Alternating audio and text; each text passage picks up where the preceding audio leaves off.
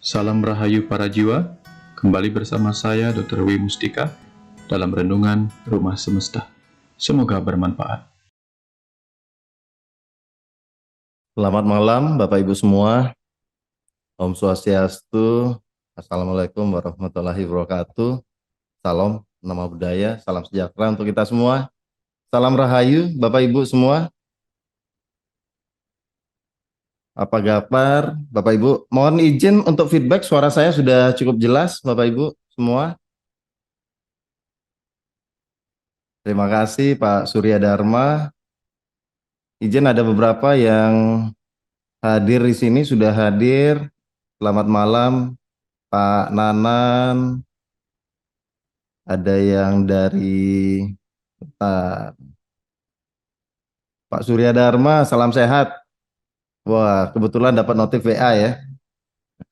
Mari kita menunggu para sahabat keluarga Rumah Semesta yang lainnya untuk bisa bergabung mungkin di tempat yang berbeda. Ini adalah masih maghrib ya. Kemudian Pak Nanan, Dayu Dewi, Ibu Rodiah Damayanti dari Madiun, salam kenal Ibu. Terima kasih. Kemudian Mbak Ani, Bu Tuti, Bu Mira, terima kasih feedbacknya. Baik, Bapak Ibu semua, sambil juga kita menunggu para sahabat yang lainnya, terima kasih Bapak Ibu semua sudah kembali hadir di Dialog Rumah Semesta, wadah kita untuk berdiskusi, untuk menerima pembelajaran-pembelajaran dari kehidupan dan pesan-pesan dari aliran pesan dari Rumah Semesta atau semesta pengetahuan dari semesta tak terbatas. Baik, sebelumnya kita sudah membahas terkait dengan dari mana kita berasal dan ada baiknya sekarang kita mulai meningkat lagi untuk kita menerima aliran pesan dari tentu saja guru kita, Pak Dr. Wayan Mustika. Kita sapa dulu. Selamat malam Pak Dokter, Om Swastiastu. Swastiastu, Rahayu Pak ya. Dokter. Selamat malam. Selamat malam Bapak Ibu semua dari Madiun tadi ya, dari Bandung kayaknya ada juga Ya, dari Jakarta. ada Terima Bandung, kasih banyak ya. Madiun, Pak Dokter, luar biasa sekali. Ya, Para ini. pembelajar. Sementara ada 69 partisipan. Saya yakin akan terus bertambah nanti. Oke. Dan terima kasih Pak Dokter Guru Suksma sudah hadir malam ini. Terima kasih untuk pembelajaran bagi kita semua. Jiwa-jiwa yang haus akan pembelajaran kehidupan. Ya. Dan terima kasih untuk Bapak Ibu semua atas kehadirannya menyempatkan diri untuk kita belajar bersama. Dan tentu saja tema kita malam ini sangat-sangat menarik, sangat-sangat luar biasa dan tentu saja adalah tahapan dari Zoom sebelumnya yaitu dari mana kita berasal dan sekarang kita akan bahas perjalanan hidup Sang Roh. Kita akan banyak mungkin saja guru kita Pak Dr. Wayan Mustika akan banyak membahas terhadap apa sejatinya tugas kita di kehidupan ini. Mungkin seperti itu Pak Dokter. Ya. Untuk tidak panjang lagi atau kita tidak tunda lagi, dipersilakan Pak Dokter, Matur Suksma, dipersilakan. Ya. Matur semua, Surya sudah mengantarkan acara pertemuan kedua kita pada malam hari ini di Zoom Rumah Semesta. Bapak Ibu terima kasih sudah bergabung, sudah terpanggil untuk mengenal lebih dalam perjalanan kita sebagai Sang Roh dalam kehidupan ini.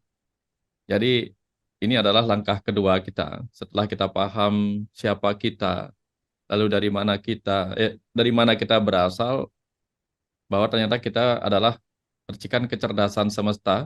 Jadi hari ini kita akan berada di kekinian kita, yaitu di kehidupan ini untuk mengerti apa sebenarnya yang sedang kita cari di kehidupan ini. Jadi hal yang penting nanti adalah kita mencari tahu lebih dalam lagi sebenarnya untuk apa kita ada di sini dan apa visi dan misi kita sebagai ruh. Nanti itu kita akan lihat lagi. Jadi izin share screen, Surya.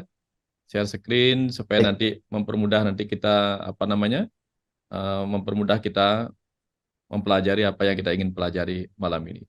Ya, Bapak Ibu, saya mau share screen supaya mudah nanti Bapak Ibu merenungkan, ya, menemukan penggalian lebih dalam lagi. Nah, kita akan berbicara tentang apa namanya tuh eh, lebih dalam lagi tentang apa yang sedang kita ingin perdalam saat ini. Ya, ini share screen-nya. Oke, ya. Saya mau end show dulu biar lebih lebih jelas kelihatan ininya. Oke. Ya, Bapak Ibu. Jadi malam ini perjalanan hidup sang roh itu adalah tentang keberadaan kita melakukan perjalanan yang sifatnya memang sementara di kehidupan bumi ini.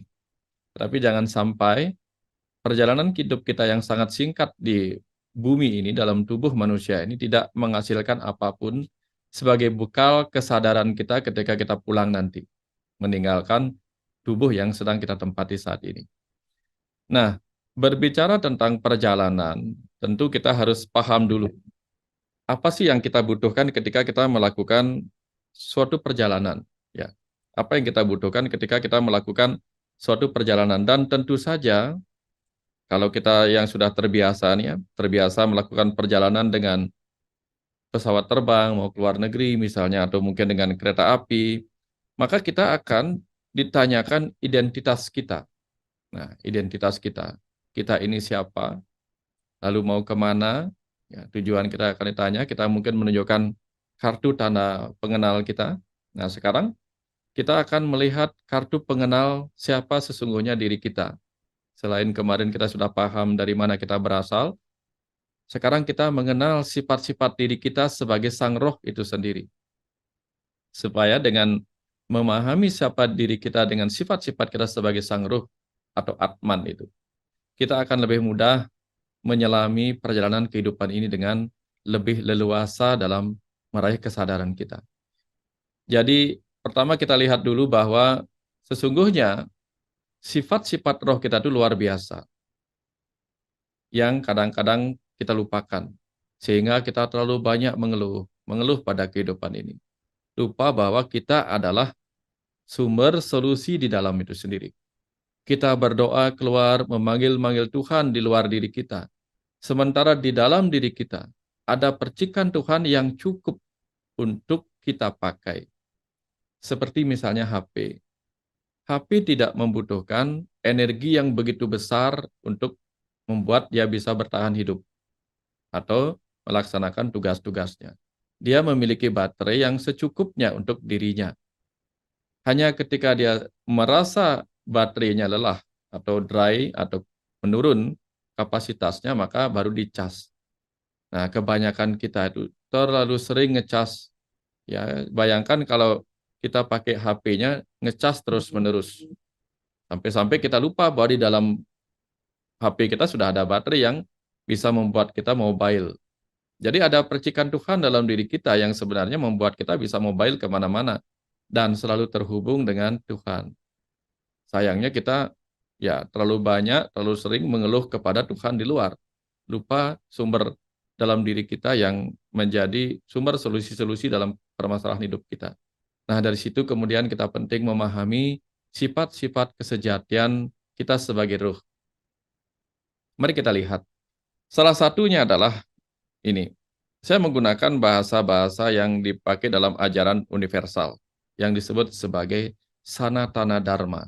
Jadi sebelum Hindu itu lahir sebagai sebuah agama, ini ada ajaran-ajaran filosofis yang ditemukan oleh orang-orang suci di masa lalu melalui perenungan-perenungan yang disebut kemudian sebagai Sanatana Dharma, kebenaran yang abadi. Jadi pemahaman ini. Nah, di sana dikatakan bahwa Atman itu adalah percikan dari Parama Atman. Parama itu artinya yang di atas, yang utama, yang maha. Jadi maha Atman, ada Tuhan.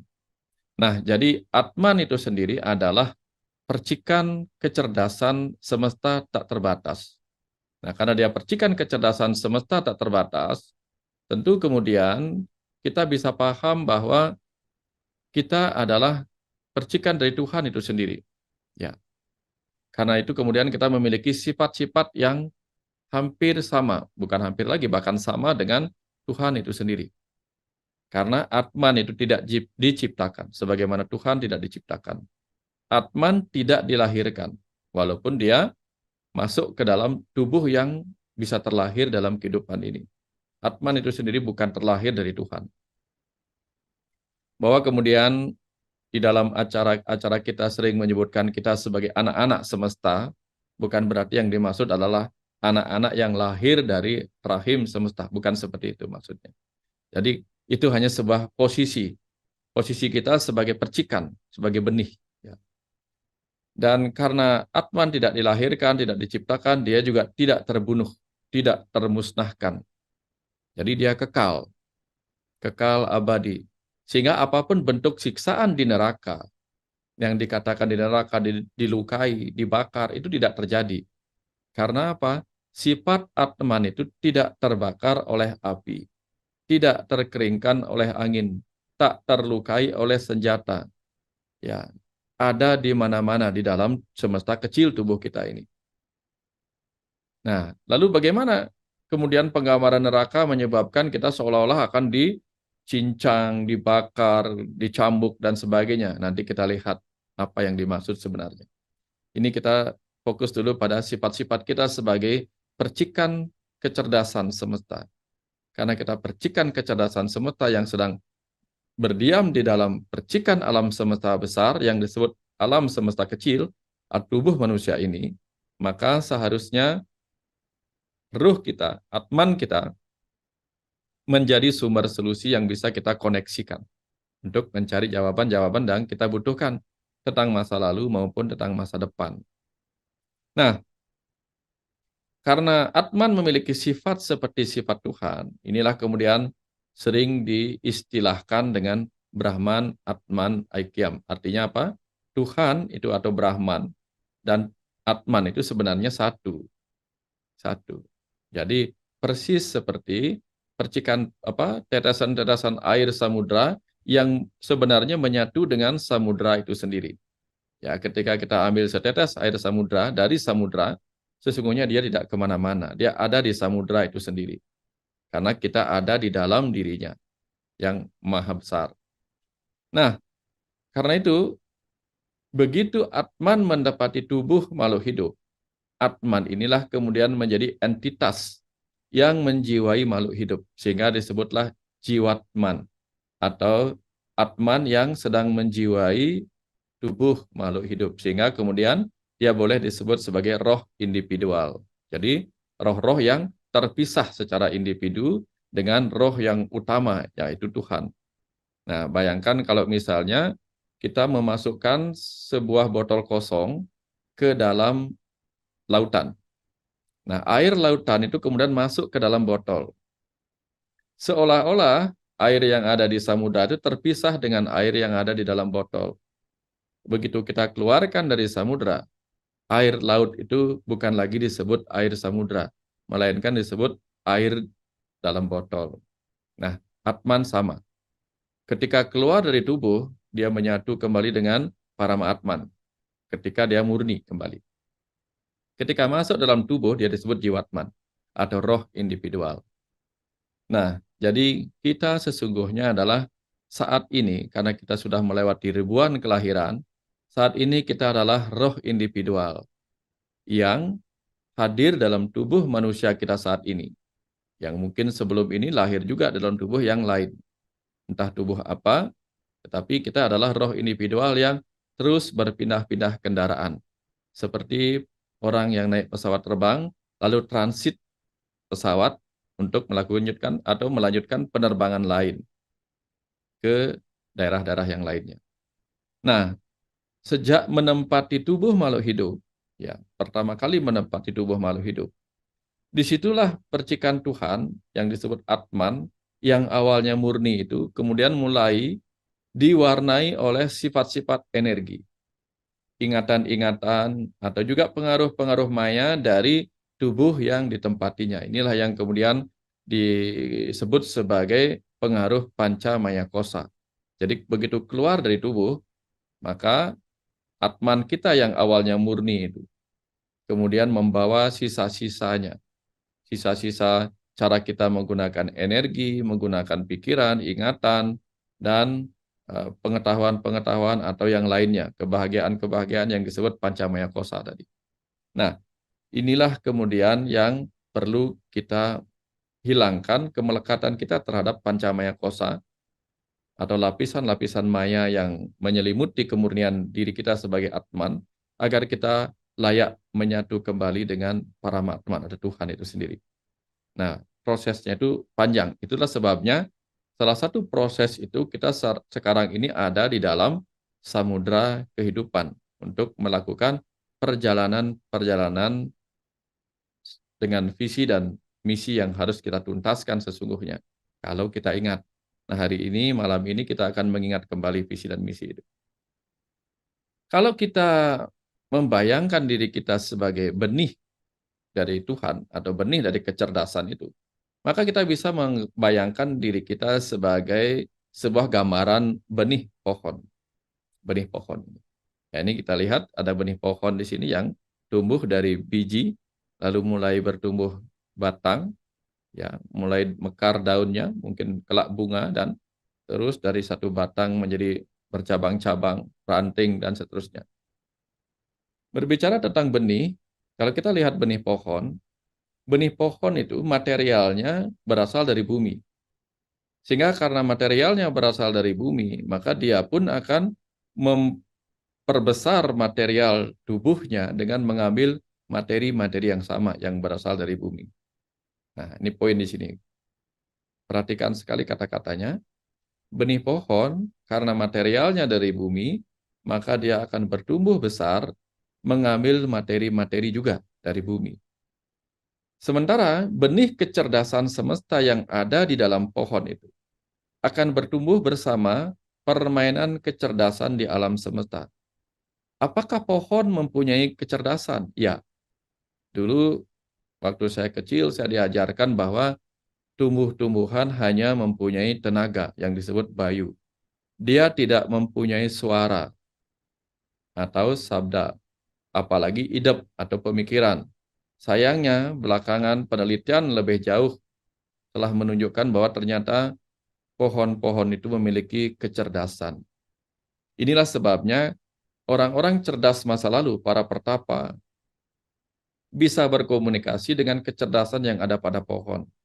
Sehingga mereka bisa menemukan mana pohon yang bisa dipakai obat ini, obat itu. Karena mereka berdiskusi, berdialog dengan pohon itu. Dialognya persis kira-kira seperti Newton ketika dijatuhin buah apel. Ya, dia langsung mengerti gravitasi. Jadi dialirkan insight dari dalam. Nah, jadi kecerdasan semesta dalam benih pohonlah yang menyebabkan pohon bisa beradaptasi dengan situasi-situasinya dan berevolusi. Sebagai contoh yang sering saya sampaikan, pohon yang tumbuh di tengah hutan itu, ya, pohon yang sejenis dan tumbuh di tengah hutan. Suatu ketika daun-daunnya dimakan oleh gajah. Lalu pohon-pohon sebelahnya tiba-tiba memproduksi zat yang membuat daunnya tidak lagi sama dengan daun pohon-pohon yang sama di sebelahnya. Jadi dia mengalami perubahan kimiawi di dalam daunnya. Akhirnya ketika beberapa gajah pindah ke pohon berikutnya, gajah ternyata tidak lagi suka memakan daun dari jenis pohon yang sama. Karena daunnya tiba-tiba berubah kimiawinya. Di daerah gurun, ya, bukan gurun pasir, ada di daerah ya padang, ada padang gurun ya. Ada pohon-pohon juga di sana. Di sana terjadi proses evolusi. Evolusi rumput melawan kuda. Bagaimana rumput kemudian dengan kecerdasannya menyerap mineral-mineral yang berupa silika, pasir silika.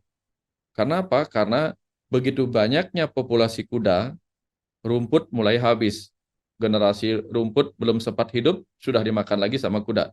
Akhirnya generasi itu kemudian mengembangkan dirinya sebagai rumput yang mampu menyerap pasir silika dan akhirnya menjadi rumput yang tajam daun-daunnya. Nah, gara-gara daunnya tajam, beberapa kuda populasinya menurun gara-gara begitu makan rumput, kuda itu lidahnya menjadi robek. Nah, kuda itu lidahnya robek dan akhirnya ya sariawan. Akhirnya tidak bisa makan dan matilah.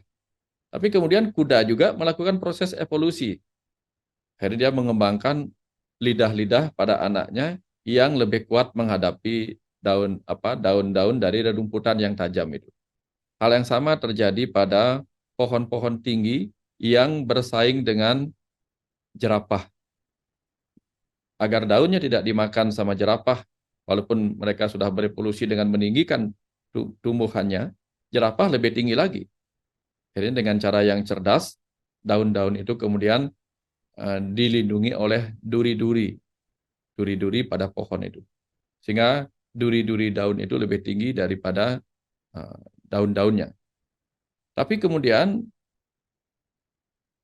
unta, jerapah, itu kemudian mengembangkan lagi lidah yang kemudian bisa meliuk-liuk dan tidak terluka oleh duri-durinya itu. Nah, ini contoh bagaimana kecerdasan di dalam tumbuh-tumbuhan dan hewan itu saling berinteraksi dan saling bersaing. Ini sebuah bukti bahwa ada kecerdasan di dalam tumbuh-tumbuhan dan hewan. Dan itu dulu kita pernah ada di sana. Kita pernah ada sebagai pohon, sebagai hewan, sebagai apapun.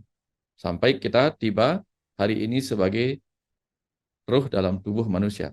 Makanya dalam Bhagavad Gita dikatakan bahwa sebaiknya kita selalu bersyukur ketika sudah ada dalam tubuh manusia ini. Semiskin apapun kita, seburuk apapun kita, semalang apapun kelihatannya hidup kita, terlahir sebagai manusia itu adalah berkah yang luar biasa. Karena kita bisa mengembangkan kecerdasan dan kesadaran kita dengan lebih leluasa lagi kalau kita mau belajar. Nah, ini ada pertanyaan. Apakah roh itu ada pada pohon? Kalau kita berbicara tentang roh ada pada pohon, tentu kita akan kesulitan.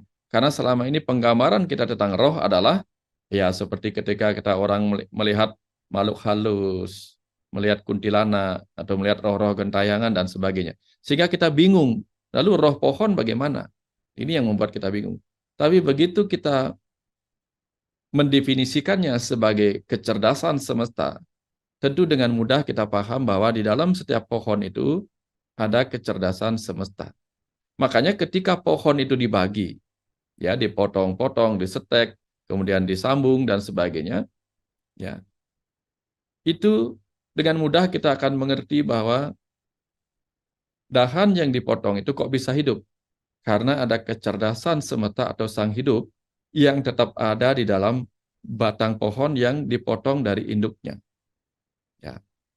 Nah, itu sebabnya kita juga memiliki sel-sel stem, sel-sel induk yang diambil dari ari-ari kita, tali pusat kita, yang kemudian bisa dikembangkan dengan teknologi cloning. Nanti di masa depan lebih hebat lagi teknologi cloning.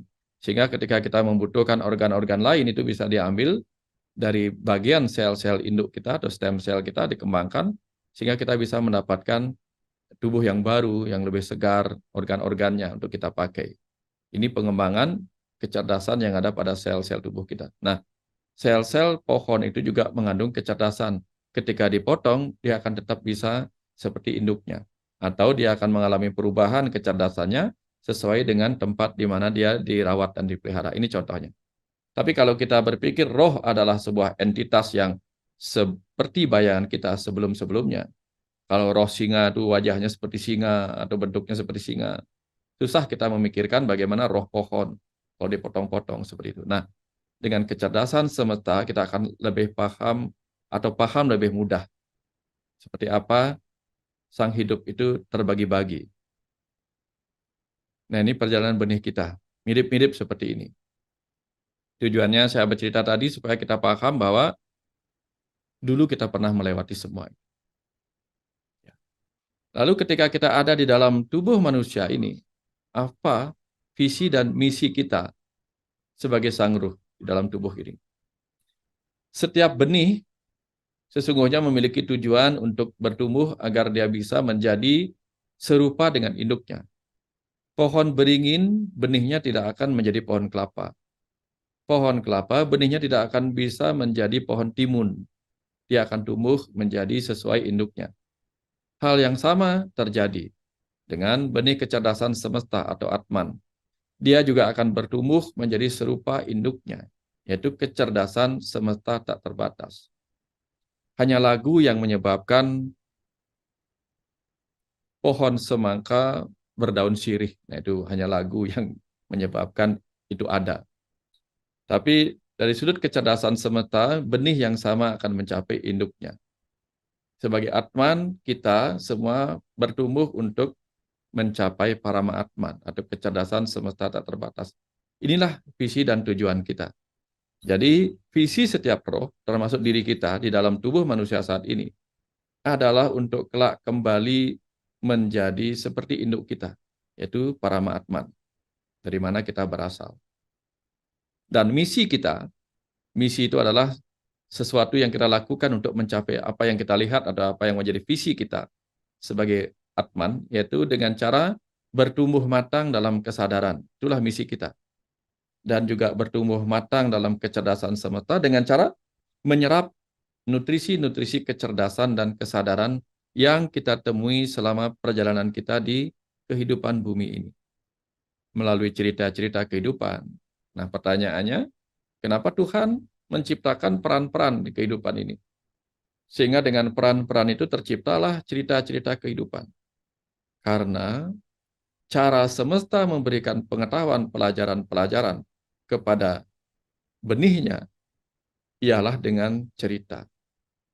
Tidak mungkin kita diberikan sesuatu disuruh menghafal sebagai kecerdasan. Kita tidak akan mudah menghafalnya. Tapi dengan cerita kita akan bisa mengingat dan menyerap cerita-cerita itu dan memetik hikmah-hikmah atau makna-makna penting sebagai bekal kesadaran kita sebagai Atman. Nah, inilah perjalanan kecerdasan semesta yang menjadi Atman, yaitu diri kita di kehidupan ini. Kita pernah berada dalam benda atau wujud yang tak hidup. Jadi kita pernah berada di dalam benda mati, bisa seperti tanah, seperti dinding, tembok rumah. Semua benda-benda mati pernah kita tempati sebagai kecerdasan semesta. Kita pernah ada dalam air, dalam segala cairan, bahkan dalam api, dalam cahaya, dalam udara, dalam ruang-ruang kosong. Kita pernah ada sebagai energi, pernah sebagai materi. Materi terkecil berupa atom-atom, sehingga sebagai kecerdasan di dalam atom, kita ada dalam atom pada benda padat, pernah pada benda cair, pernah pada api, dan seterusnya. Itu karena pernah kita lewati. Sebagaimana kita pernah ada sebagai kecerdasan di dalam sel telur dan sel sperma. Ya. Kemudian kita pernah berada dalam tubuh makhluk hidup. Dari yang bersel tunggal sampai organisme multiple cell. Jadi bersel kompleks. Ya, yang paling nyata itu ketika kita belum lahir sebagai manusia, kita kan sebagaimana saya sampaikan tadi, kita ada di dalam satu sel tunggal, yaitu sel sperma dan sel telur. Tapi jauh di masa lalu, kita pernah ada di dalam protoplasma, di dalam amuba, di dalam jamur, di dalam tumbuh-tumbuhan yang tidak kompleks lainnya, sampai kemudian kita ada di dalam hewan-hewan, di dalam tumbuhan, dan sekarang kita sudah tiba di dalam tubuh manusia yang kita tempati saat ini sebagai sebuah organisme dengan multiple cell. Maka cukup panjang perjalanan kita sampai tiba gilirannya ada di dalam tubuh manusia kita saat ini. Layak disyukuri sebagai sebuah pencapaian dan selayaknya kita kurangi mengeluh. Suatu ketika nanti mungkin kita akan berada di dalam tubuh makhluk energi. Karena kita tahu di awal perjalanan kita minggu lalu, kita mengerti bahwa energi itu adalah kemampuan dari kecerdasan semesta. Sebelum memadat menjadi materi, dia disebut energi. Jadi kita pernah ada di dalam makhluk energi. Sebagai makhluk cahaya kita pernah. Sekarang memadat menjadi makhluk yang ada di dalam panca mahabhuta. Yaitu benda-benda padat, cair, gas yang menyatu ke dalam tubuh kita ini. Jadi tubuh kita ini adalah bagian dari panca mahabhuta. Begitu nanti kita keluar dari tubuh fisik ini, tubuh material ini, kita mungkin akan menjadi kecerdasan semesta yang ada di dalam tubuh energi. Ya, tubuh astral kita nanti, tubuh prana. Nah, sehingga kemudian untuk mencapai visi perjalanan itu, mencapai tujuannya, kita harus mengerti dulu visi kita sampai ada di dalam roh tubuh manusia ini. Nah, visi kita, apa yang kita lihat?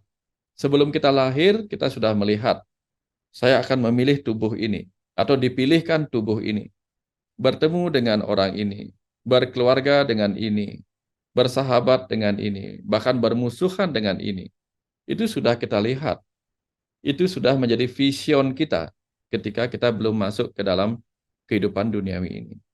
Ya, mungkin kita dipilihkan tubuh ini, pasangan hidup, semua orang-orang yang ada bersama kita di lingkungan kita, itu karena kita mempunyai tautan karma pahala.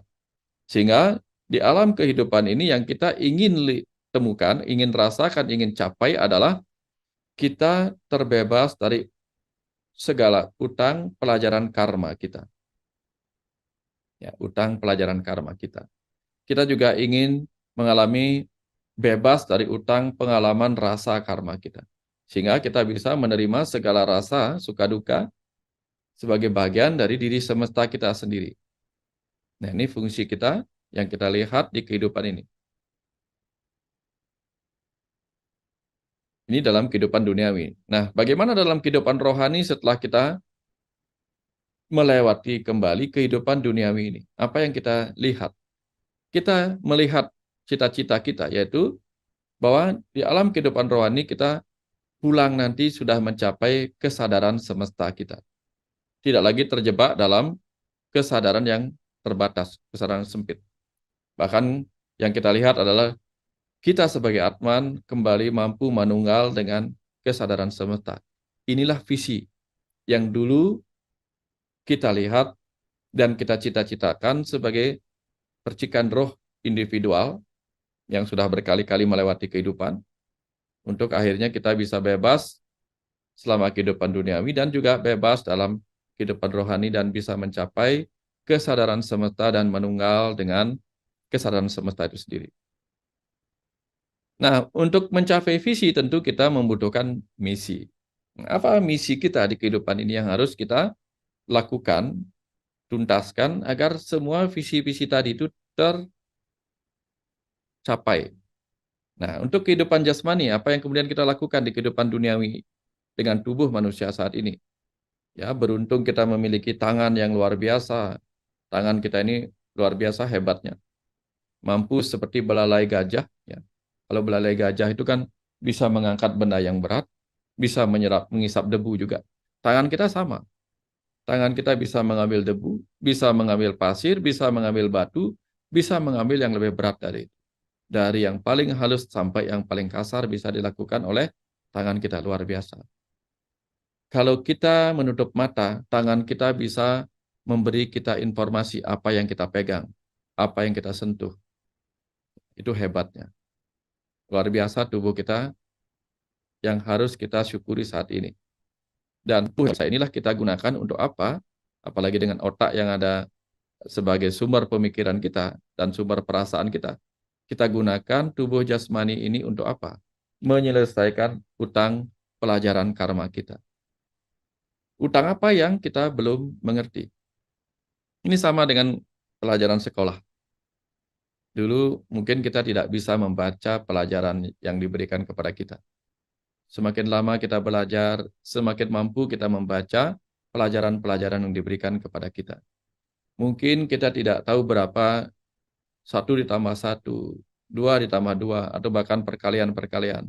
Sampai kita terus berlatih, diberikan pelajaran matematika yang semakin rumit, sinus, kosinus, tangan, kotangan, dan sebagainya, akar, kuadrat, dan seterusnya. Tentu di awal-awal sekolah, waktu SD kita nggak mengerti itu. Tapi seiring usia, seiring pelajaran kita meningkat, kita semakin mampu menangkap banyak hal pelajaran-pelajaran itu. Nah, hal yang sama terjadi. Bagaimana dengan belajar di kehidupan ini, kita menyelesaikan utang pelajaran karma kita. Sehingga tujuannya adalah kita memahami apa itu karma dan pahala. Dengan memahami karma dan pahala, kita tahu apa yang harus kita lakukan dan tidak harus kita lakukan. Ya. Kita tahu kalau tidak ingin pedas, jangan makan cabai. Kalau tidak ingin manis, jangan makan gula. Tidak ingin asin, jangan makan garam. Tidak ingin mendapatkan hal yang buruk, jangan berbuat buruk. Ingin mendapatkan hal yang baik, lakukan kebaikan. Ini yang kita pelajarin, ya. Karena selama ini kan kita juga belum tentu benar-benar paham. Ya, faktanya kenapa? Faktanya bahwa kita tidak benar-benar paham hal sederhana ini. Bahwa kita masih banyak berutang adalah apa? Ketika hari ini kita kepedesan, kita marahin orang lain. Padahal yang makan cabai kita. Ketika kita keasinan, kita marahin orang lain. Padahal yang kita makan adalah garam, kita yang makan. Artinya, ketika hari ini kita banyak mengalami kegagalan yang kita salahkan orang lain. Padahal karma pahala itu adalah datang dari diri kita sendiri. Nah, artinya selama kita masih menyalahkan orang lain atas apa yang kita alami, yang kita terima saat ini, tanda-tanda kita belum benar-benar memahami hukum karma dan pahala, dan kita masih benar-benar berhutang dengan pelajaran ini. Tidak mengerti bahwa segala hal itu disebabkan oleh diri kita sendiri, kembali kepada diri kita. Ya. Kalau kita bodoh, itu karena kita tidak mau belajar. Kalau kita lemah, itu karena kita tidak makan, dan seterusnya. Jadi, semua itu tidak perlu kita salahkan kepada orang lain. Tapi coba saksikan di berbagai media sosial. Banyak orang mengeluh, menyalahkan orang lain. Tanpa sadar bahwa orang yang masih menyalahkan orang lain, dia belum belajar. Belum belajar mengenali hukum karma pala sebagai reaksi-reaksi dari egonya. Begitu dia mulai menyalahkan dirinya sendiri, dia mulai belajar. Begitu dia lulus, dia tidak lagi menyalahkan siapa-siapa. Nah, kebanyakan kita masih di tahap belum belajar. Sehingga kita sering menyalahkan orang lain. Menyalahkan benar-benar di sekitar kita sebagai penyebab dari diri kita sendiri. Padahal kitalah yang salah mengambil tindakan atau karma, sehingga mendapatkan pahala yang tidak kita inginkan terjadi pada diri kita. Ini bahan perenungannya. Lalu bagaimana tentang menyelesaikan hutang, pengalaman rasa karma? Menyelesaikan hutang, pengalaman rasa karma. Artinya apa? Artinya kita menerima segala dualitas rasa karma itu sebagai bagian dari apa yang pernah kita lakukan. Ya. Contoh nyatanya, ya bukan nyata sebenarnya, contoh yang diterangkan.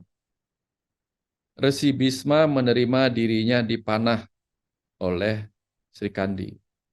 Karena dia tahu bahwa di masa lalu dia pernah membunuh Dewi Amba tanpa sengaja. Ya.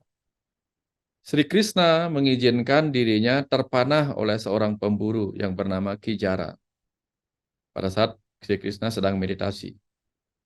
Dia tidak marah karena dia tahu Kijara itu tidak bersalah. Kijara adalah dulu di masa Sri Krishna menjadi Rama, Kijara adalah Subali yang terpanah oleh anak panah yang dia lepaskan. Nah, mereka yang mengalami kesadaran rohani yang dalam akan mengerti bahwa segala rasa sakit yang dia terima dari orang lain adalah rasa sakit yang sama yang pernah dia sebabkan pada orang lain di masa lalu. Sehingga ketika dia disakitin orang, alih-alih membalas, dia akan memilih untuk diam, merenung, lalu mencoba mencari di masa lalu. Jangan-jangan dulu saya lah yang berbuat baik, berbuat buruk kepada orang ini sehingga saya disakiti. Nah, dengan cara demikian, ia tidak membalas, melainkan memaafkan orang yang berbuat buruk kepadanya, sekaligus memaafkan dirinya sebagai ruh yang pernah berbuat buruk di masa lalu kepada kehidupan yang lain. Ini contoh bagaimana orang yang mampu menyelesaikan hutang pengalaman rasa karmanya. Ketika dia berbuat baik, dia tidak lagi ingin mendapatkan balasan dari perbuatan baiknya. Karena yang dia pikirkan adalah, jangan-jangan kebaikan yang saya lakukan hari ini adalah cara saya melunasi utang kebaikan orang-orang di masa lalu. Sehingga dari situ kemudian dia bisa berbuat tulus. Tulus melakukan kebaikan dan ikhlas menerima keburukan. Ini contohnya. Tulus melakukan kebaikan karena sebagai penebusan hutang kebaikan terhadap orang lain. Ikhlas menerima keburukan sebagai cara untuk menebus rasa yang pernah disebabkannya pada orang lain di kehidupan sebelumnya. Jadi ini tulus dan ikhlas. Ini contoh bagaimana ketika kita melakukan proses penyelesaian hutang karma, hutang rasa. Jadi ada dua ya, hutang pelajaran karma dan hutang rasa karma. Pelajarannya kita mengerti, rasanya kita mengerti. Makanya kita diberikan belahan otak. Yang kanan untuk rasa, yang kiri untuk rasio. Sehingga yang rasio kita gunakan untuk mengerti pelajaran karmanya. Yang kanan berupa rasa atau perasaan kita pakai untuk mengerti rasa yang kita alami. Nah, ketika kedua-duanya ini sudah kita selesaikan utangnya, 0, maka bebaslah kita dari keterikatan hutang piutang itu. Hutang piutang karma. Ini di kehidupan jasmani.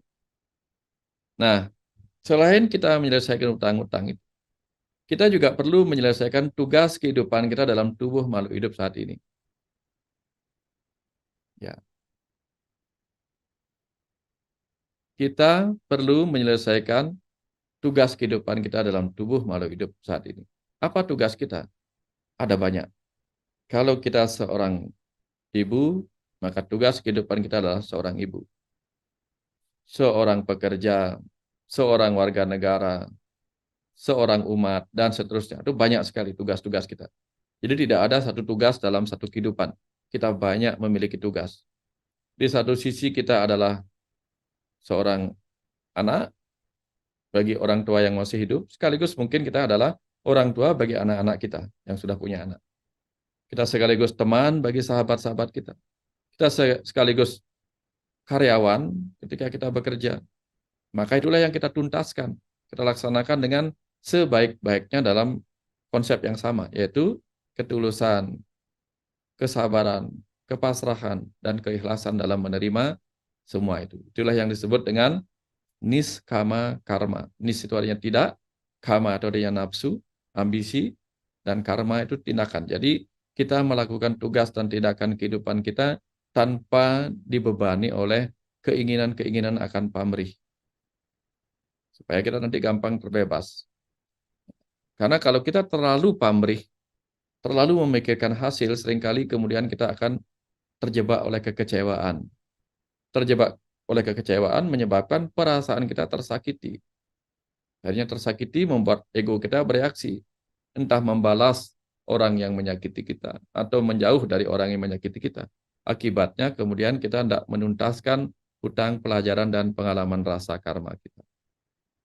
Nah, selain tugas itu, kita juga harus sembari menyerap pelajaran kehidupan dalam setiap cerita kehidupan yang kita dapatkan, kita alami melalui tugas-tugas yang kita jalankan dari pagi sampai malam itu. Nah, ilustrasi yang sering digambarkan adalah kita harus bisa bagaikan sapi yang sedang diajak membajak sawah. Sembari membajak sawah, menggemburkan sawah, sapi itu juga memakan rumput-rumput yang tercerabut dari sawah-sawah yang tadinya sudah mengering gitu.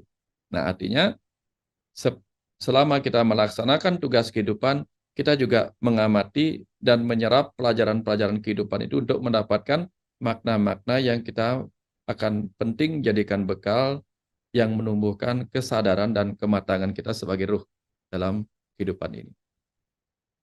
Akhirnya dengan menyerap itulah kita akan mencapai peningkatan kesadaran di dalam setiap tahap kehidupan kita.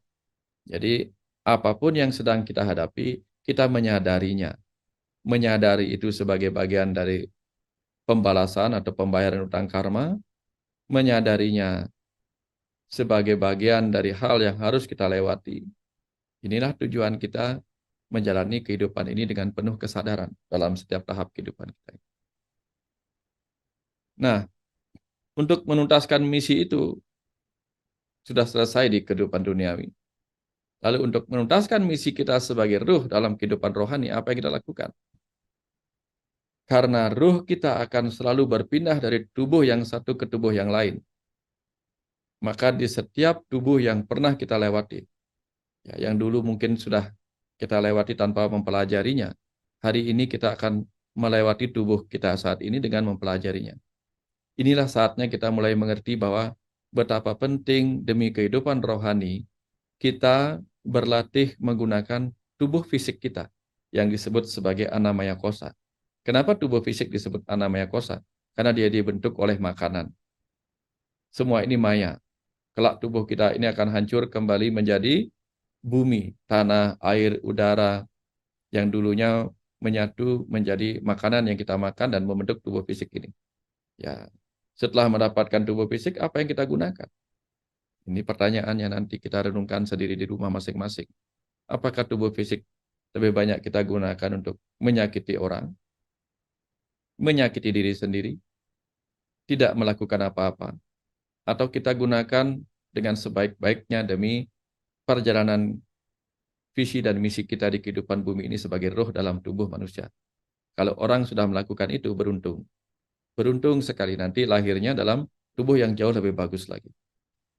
Nah, apakah selama ini kita sudah berlatih menggunakan energi, ya, energi yang kita miliki, yang disebut kemudian sebagai pranamaya kosa. Karena ketika kita sudah keluar dari tubuh fisik ini dalam kematian, kita masih akan membawa lapisan lain, yaitu yang disebut lapisan energi. Maka kita menjadi makhluk energi, ruh yang ada dalam tubuh energi, yang mungkin gentayangan atau mungkin memberikan bantuan-bantuan pada kehidupan ini. Atau mungkin melanjutkan perjalanan ke alam kita sendiri sebagai ruh. Bisa.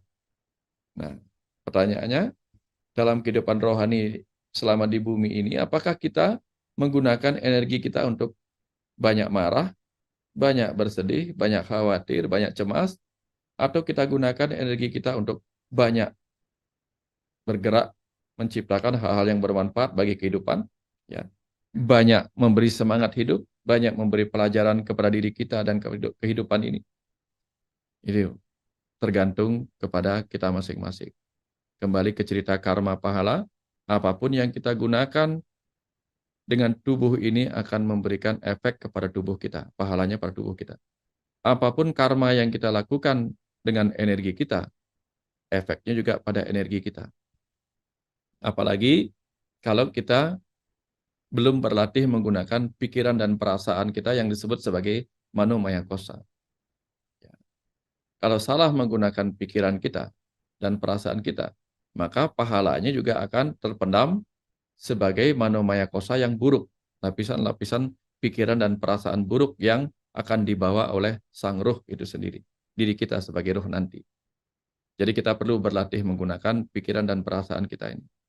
Apakah pikiran kita pakai untuk mengeluh, perasaan kita pakai untuk bersedih terus-menerus? Apa kita gunakan untuk hal-hal yang bermanfaat?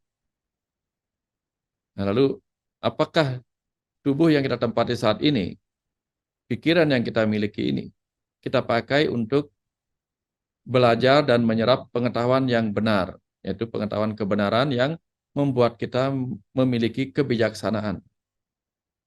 Ini disebut sebagai wijanana maya kosa. Inilah yang akan kita bawa nanti ketika kita pulang sebagai roh individual. Sebelum kita kembali murni sebagai Atman. Ya. Ini kita akan bawa ke tubuh yang baru atau anamaya kosa yang baru. Kita pindah pesawat dengan bekal-bekal di bagasi, di kabin. Ini semuanya itu ya, energi, pikiran, pengetahuan itu barang-barang yang kita bawa meninggalkan pesawat tubuh itu. Kita perlu berlatih untuk juga mengendalikan kebahagiaan kita. Karena beberapa dari kita itu terlalu mensyaratkan kebahagiaan. Kita bahagia kalau begini, bahagia kalau begitu. Sedih kalau tidak terjadi apa yang kita inginkan.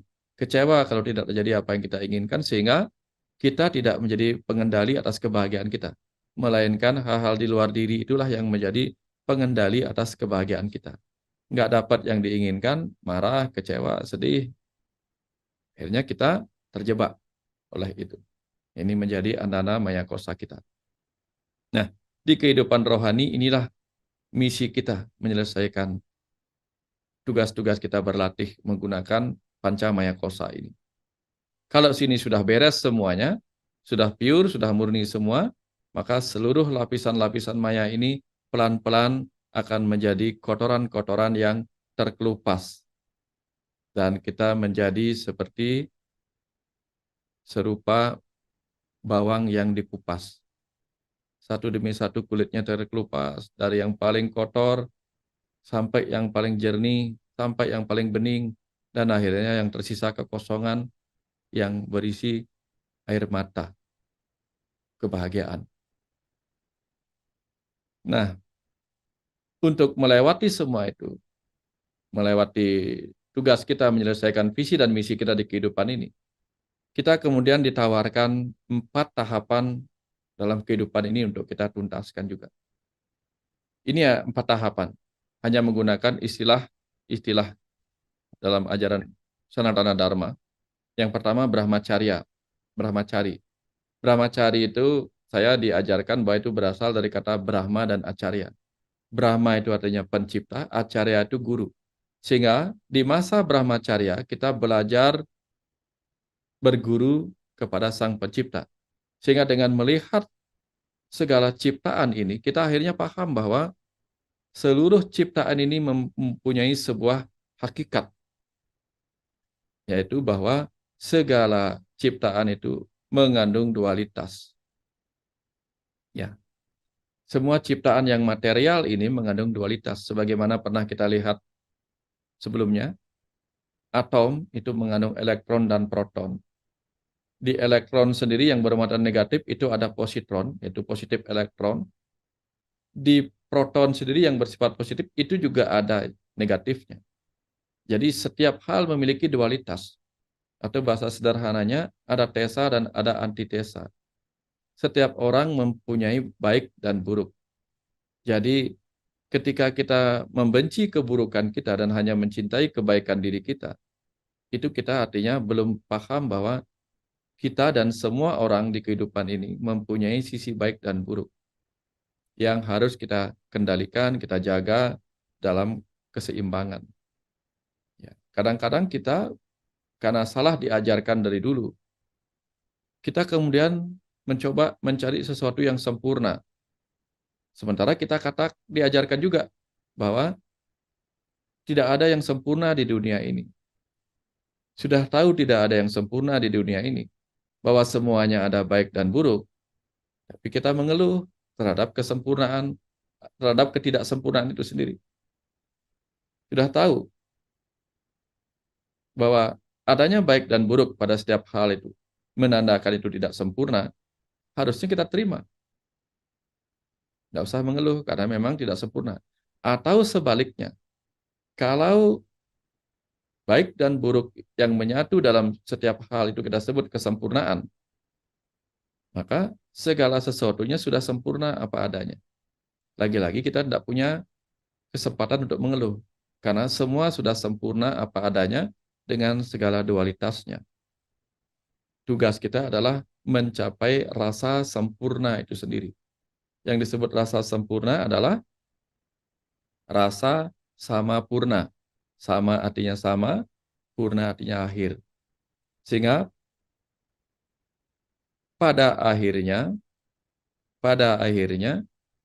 kita bisa menerima segala sesuatu dengan rasa yang sama, yaitu sama-sama ikhlas.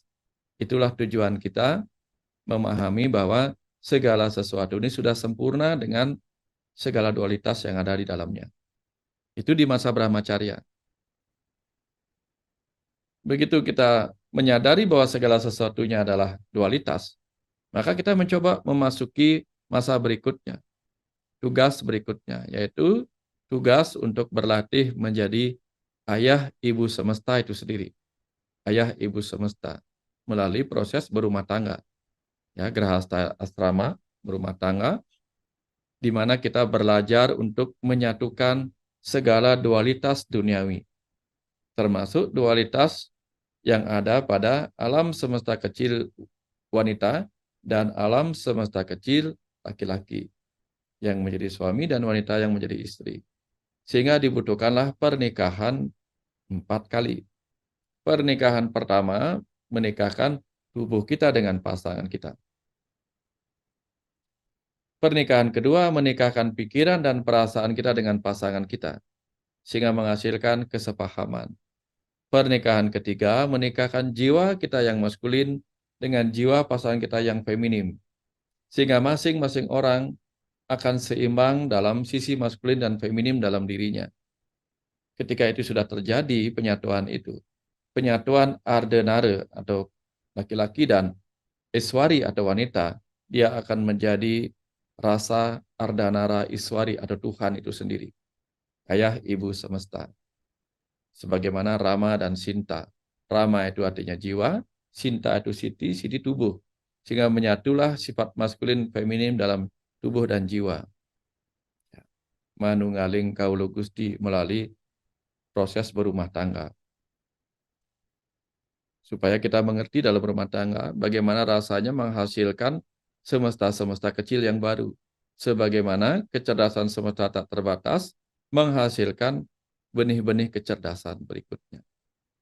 Nah, di masa berikutnya, di masa Wanaprastha, di usia kita mulai menua, sudah bebas dari urusan rumah tangga, kita berdiam di dalam hutan. Itu dilakukan di masa lalu, dia pergi ke tengah hutan. Di masa sekarang, kita diam dimanapun adalah hutan. Kalau kita menyadari bahwa setiap tempat kita berdiam akan dipenuhi oleh segala dualitas. Nah, di masa Brahmacharya kita menyadari, mengerti, mengetahui, memahami bahwa segala ciptaan ini adalah dualitas. Di masa Grahastha kita menyatukan segala dualitas. Di masa Wanaprastha kita belajar ikhlas hidup dalam penerimaan atas segala dualitas. Kita terima diri kita baik dan buruknya. Kita pahami diri kita pernah melewati masa lalu yang buruk, pernah melewati masa lalu yang baik. Kita terima semuanya apa adanya. Karena diri kita adalah hutan dualitas itu sendiri di dalam diri kita. Kadang kita memiliki sifat seperti ular, memiliki sifat seperti singa yang buas, memiliki sifat lembut seperti ulat atau burung, dan sebagainya. Kita harus belajar menerima semua pengalaman baik buruk kita di masa lalu. Untuk apa? Untuk kemudian bisa kita lepaskan. Ya, di masa kemudian kita belajar menjadi orang suci. Belajar melepas kemelekatan kita terhadap segala kenangan dualitas baik buruk yang pernah kita lalui. Disinilah kemudian kita akan pulang sebagai orang suci. Pulang sebagai roh yang lebih suci. Karena kita sudah melepaskan segala kemelekatan terhadap segala dualitas yang pernah kita lewati, yang pernah kita lakukan. Inilah tahapan yang kita lakukan di kehidupan ini. Sebagai roh yang sedang melakukan perjalanan pembelajaran dan pertumbuhan di muka bumi ini. Nah, setelah paham sampai di sini, entah kita sedang ada di tahap brahmacharya, kalau umur kita masih muda, entah kita sedang berumah tangga, entah kita sudah berumur lumayan pensiun untuk menikmati penerimaan atas segala dualitas kehidupan kita, atau kita menjadi orang suci saat ini untuk belajar melepas itu. Maka semuanya itu perlu kita lakukan perenungan. Saatnya sekarang kita mulai merenung. Boleh gunakan malam ini sebagai malam perenungan, boleh gunakan hari kelahirannya, tahunnya, hari ulang tahunnya untuk merenung. Apa yang sudah saya lakukan dalam perjalanan saya sebagai roh di kehidupan ini. Kita pakai untuk perenungan kita. Apa yang sudah saya lakukan dengan tubuh ini? Bagi diri kita sebagai sang roh yang sedang melakukan perjalanan singkat di kehidupan bumi ini. Apa yang sudah kita lakukan? Berapa banyak pelajaran karma yang telah kita pahami dengan kesadaran? Ya, bukan karena hukuman ataupun hadiah, bukan karena amal dan dosa, tetapi pelajaran karma kita pahami dengan penuh kesadaran. Benar-benar tahu apa yang harus kita lakukan. Kita mengerti kalau berbuat ini hasilnya ini. Dengan sadar kita tumbuh sebagai roh yang matang. Kemudian berapa banyak utang karma baik yang telah bisa kita terima dengan ikhlas. Utang karma baik, utang karma buruk. Berapa banyak pahala karma baik telah bisa kita syukuri. Apakah kita terlalu banyak mengeluh? Berapa banyak keterikatan dan kemelekatan telah kita lepaskan? Apakah kita masih terjebak pada trauma-trauma masa lalu? Atau bahkan terjebak pada kecemasan akan masa depan? Hingga lupa pada kekinian kita?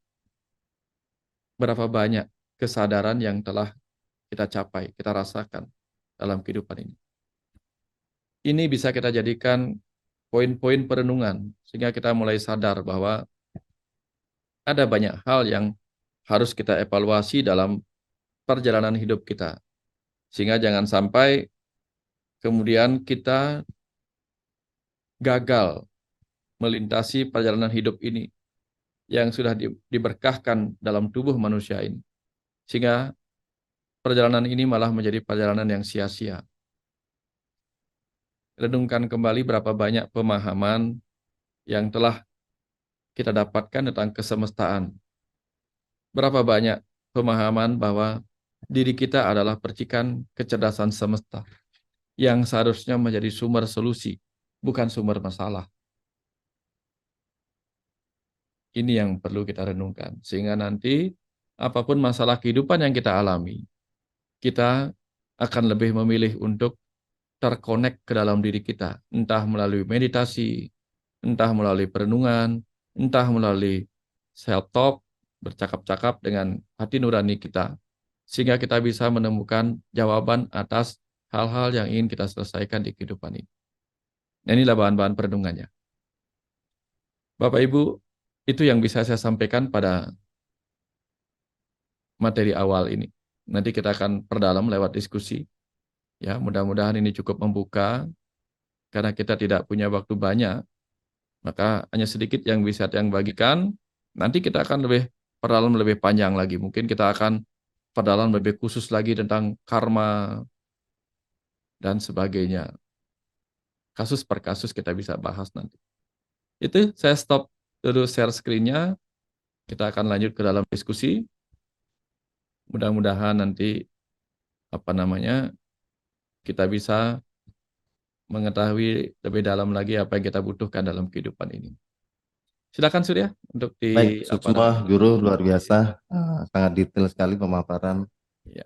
Sebelum itu, dipersilakan juga bagi Bapak Ibu yang ingin menanyakan langsung pada Bapak Dr. Wayan Mustika untuk menuliskan di kolom chat dan mungkin juga untuk raise hand. Untuk raise hand, mohon untuk sesi awal kita batasi 2 penanya raise hand, tetapi di kolom chat dipersilakan untuk menulis. Sembari kita menunggu Pak Dokter, izin terkait dengan tugas kehidupan jasmani, Pak Dokter. Mungkin tadi sudah tersampaikan, tapi ada beberapa fenomena di masyarakat di mana terkait dengan tugas jasmani atau tugas kehidupan jasmani. Ada beberapa pertanyaan Pak Dokter terkait dengan fenomena di mana ada seseorang atau beberapa orang yang mana dia masih kebingungan terhadap tugas jasmaninya. Bahkan dalam kehidupannya disertai dengan sakit atau hal-hal yang dipenuhi dengan ketidakberuntungan, di mana ketika dipertanyakan, ketika didiskusikan, dan diketahuilah bahwa tugasnya sebetulnya adalah sebagai pengobat ataupun sebagai pemuka agama. Nah, sedangkan dia sendiri masih dalam situasi yang sangat-sangat kebingungan, apakah benar inikah menjadi tugas saya atau tidak. Nah, jika ada pertanyaan seperti itu, apa yang seharusnya dilakukan, Pak Dokter? Silakan. Oke. Ini kasus yang banyak terjadi, terutama di Bali, Surya. Beberapa orang mengalami penyakit gejala psikosomatik, penyakit yang disebabkan oleh pikirannya sendiri, kecemasannya sendiri. Nah, ketika dokter tidak menemukan jawaban atas penyakitnya, tidak ada tanda-tanda fisik yang ditemukan secara medis, dia kemudian bertanya kepada orang pintar. Dan orang pintar kemudian secara normatif seringkali akan mengatakan bahwa dia harus ngiring bahasanya. Ngiring menjadi penyembuh, menjadi pendeta, dan sebagainya. Beberapa orang berhasil sembuh, tapi beberapa orang malah tambah kacau. Tambah kacau. Ya. Apa sebenarnya yang terjadi kepada orang?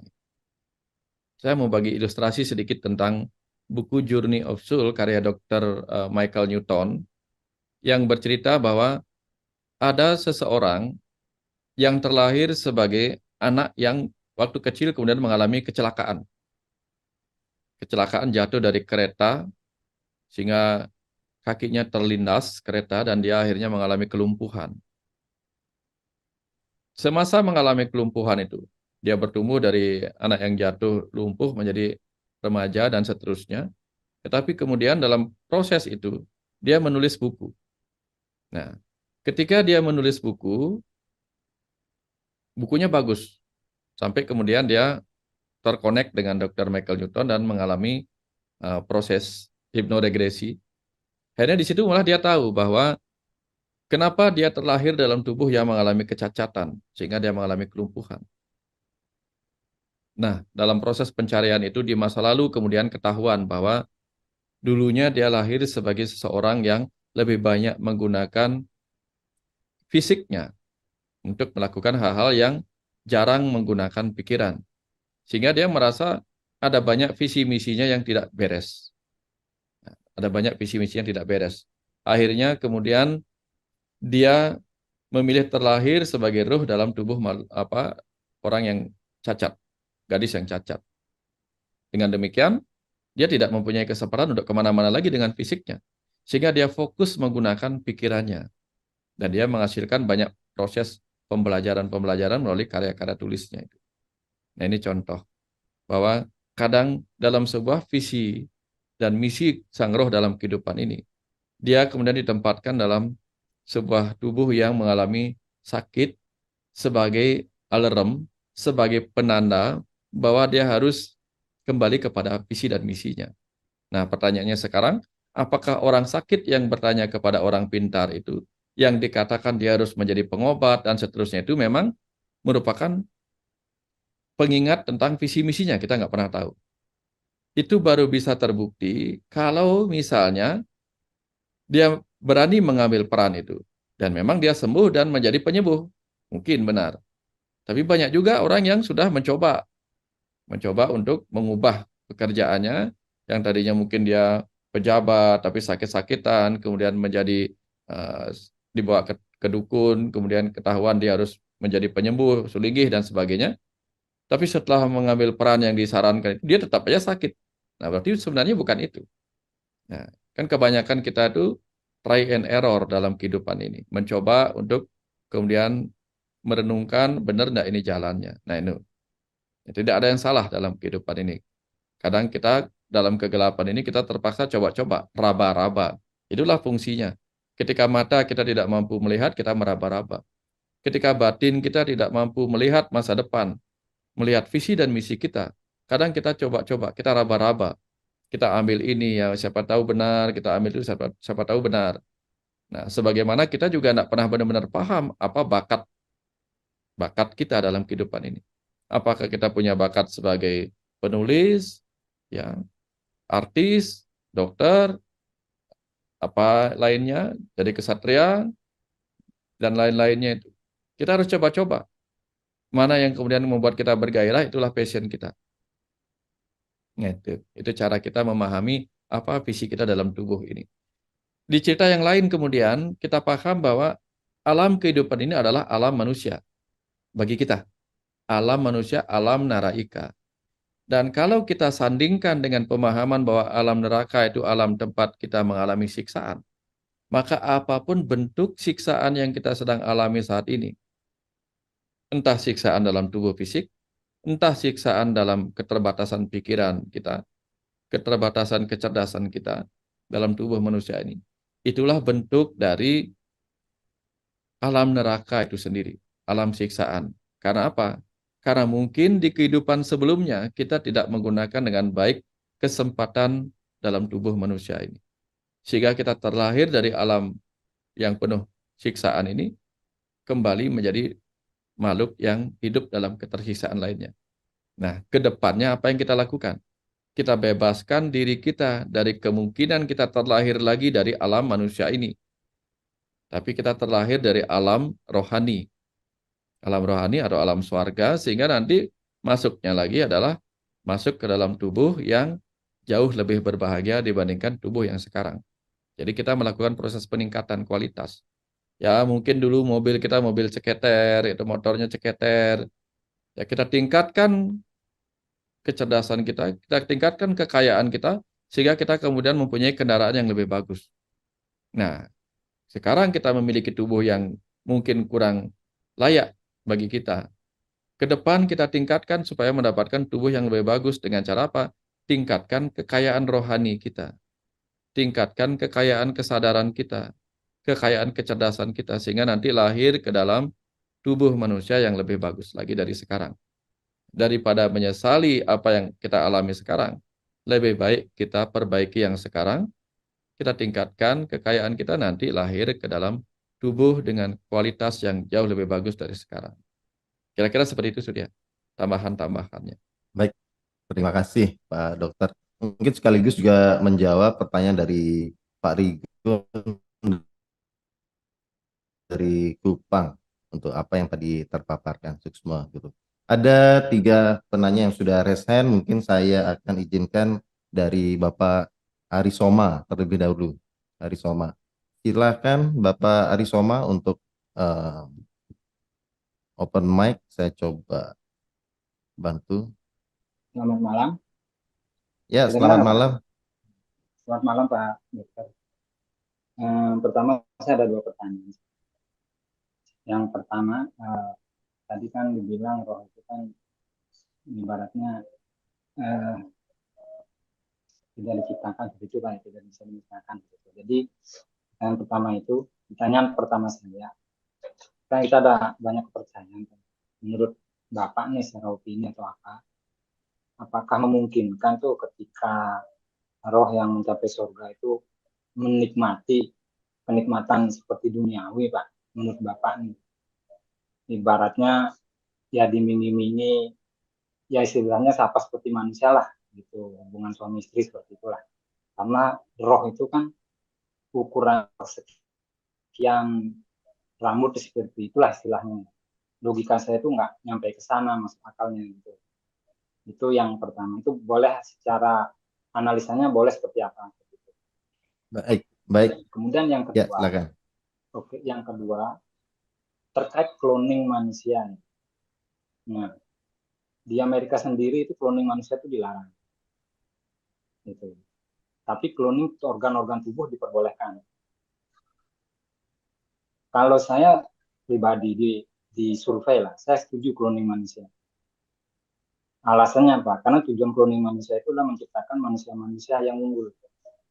Mungkin tahan penyakit, mungkin istilahnya enggak pikirannya positif terus seperti itu. Artinya tidak akan ada bad guy atau orang jahat. Minimal polisi itu pasti nggak ada perang seperti itu kan. Tujuannya sebenarnya baik. Gitu. Kenapa itu dilarang, gitu? Pak Dokter ini cloning manusia? Kalau itu diperbolehkan mungkin sudah jadi lah. Kalau nggak salah tuh tahun 98 kalau nggak salah sudah ada tuh manusia pertama cloning namanya Eve ya. Eve. Jadi bilang istrinya pertama Nabi Adam itu Eve kalau nggak salah ya. Setelah domba doli itu asal cloningnya.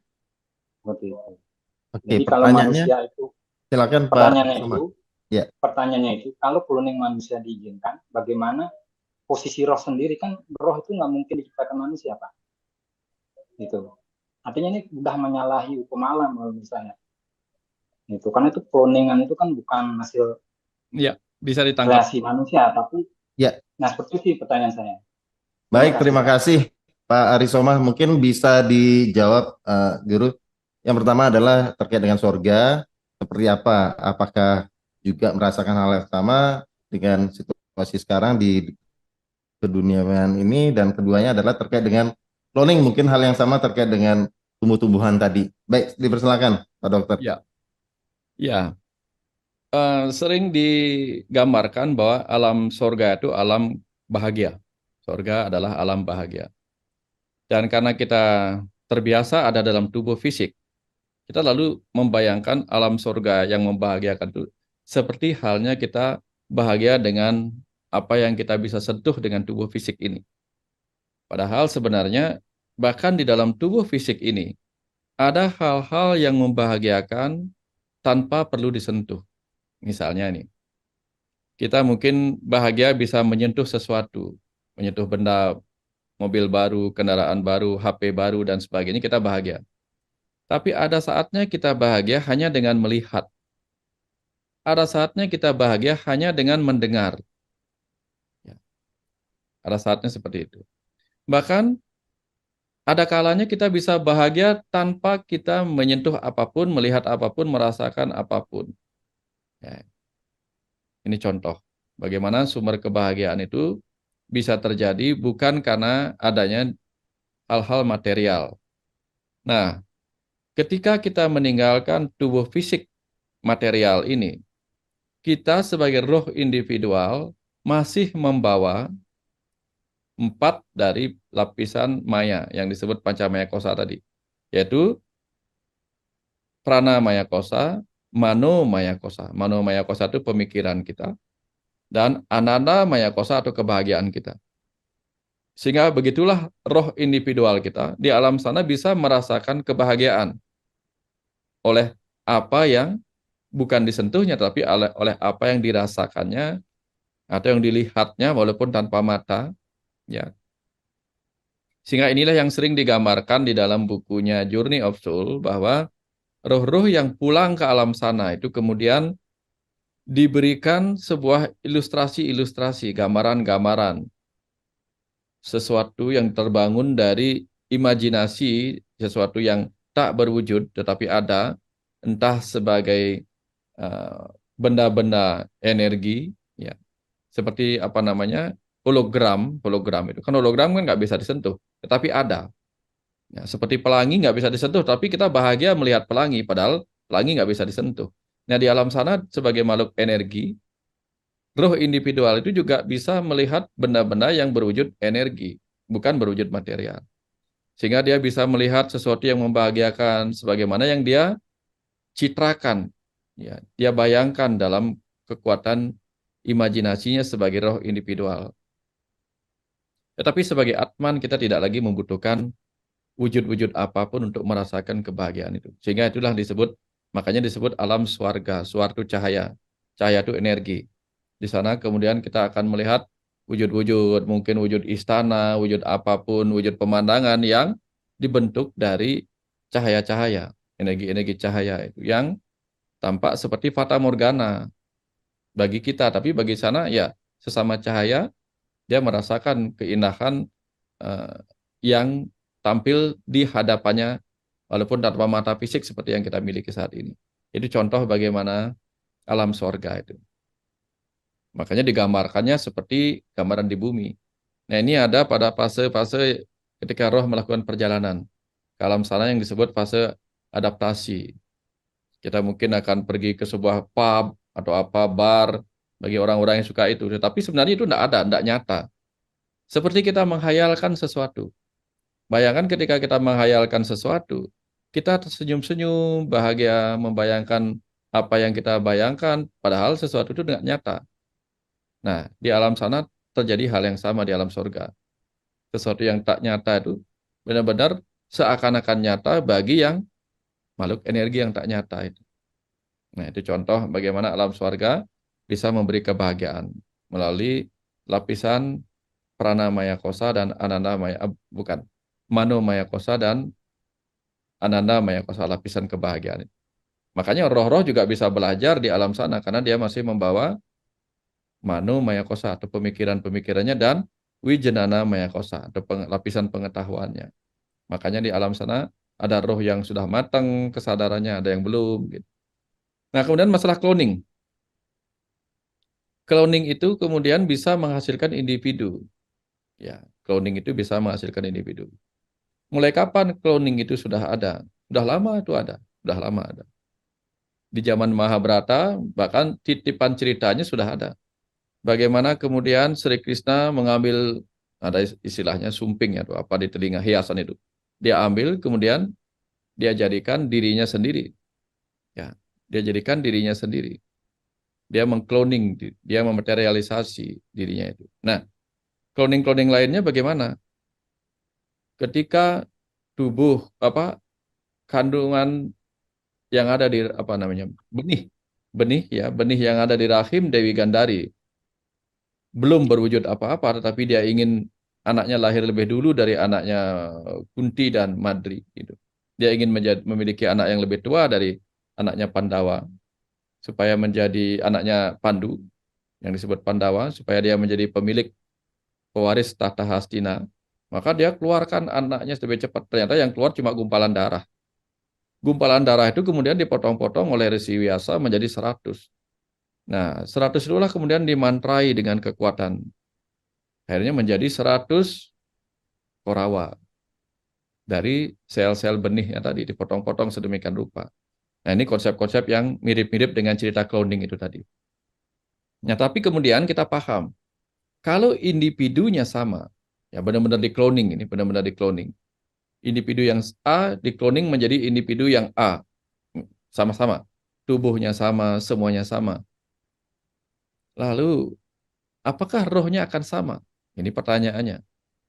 Ini pertanyaannya. Apakah rohnya akan sama?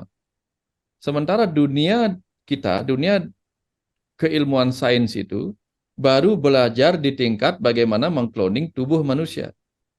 Baru mengkloning Ana Maya Kosa. Dia belum pernah memikirkan bagaimana mengkloning Prana Maya Kosa, Mano Maya Kosa, Wijanana Maya Kosa, apalagi kecerdasan itu. Sehingga kecerdasan sebagai Atman itu mungkin saja bisa dikloning karena dia sama sifatnya. Mau dimanapun, mau tubuh apapun, Atman sebagai kecerdasan semesta itu benihnya sama. Dia tidak memiliki sifat-sifat individual. Tapi begitu dia dilapisi oleh Prana Maya Kosa, Mano Maya Kosa, Wijanana dan Anana Maya Kosa, yang tumbuh dari proses pembelajarannya dari kehidupan demi kehidupan, itu yang tidak bisa dikloning oleh dunia sains, karena itu bukan wilayah sains. Wilayah sains itu ada pada dunia materi, fisik, itu bisa dikloning. Fisik manusia diambil selnya secara fisik, dikloning, oke. Tapi sekali lagi, Prana Maya Kosa, Mano Maya Kosa, Anda bisa dikloning. Sehingga tidak mungkin menghasilkan roh individual yang sama. Sehingga belum tentu mempunyai sifat-sifat yang sama. Nah, contoh lainnya apa? Cloning yang terjadi secara alami, anggaplah cloning ya. Anggaplah cloning mirip-mirip dengan cloning, itu kan cloning kan kembar identik gitu. Kalau manusia kan kembar identik. Ada perbedaan sedikit antara bayi kembar siam itu misalnya, bukan kembar siam, kembar identik namanya itu. Itu sifat-sifatnya nggak selalu sama. Walaupun dia kembar, lahir dalam satu rahim, ibunya sama, bapaknya sama gitu. Tapi sifat-sifatnya berbeda. Karena di dalamnya ada roh-roh individual yang berbeda. Di masa lalu, dari Dewa Aswin menghasilkan kembar, namanya Nakula Sadewa, memiliki sifat-sifat yang berbeda. Nah, jadi yang dikloning, anggaplah dikloning oleh semesta itu sendiri itu tidak menghasilkan roh individual yang sama. Bagaimana mungkin manusia mampu mengkloning ruhnya itu sendiri?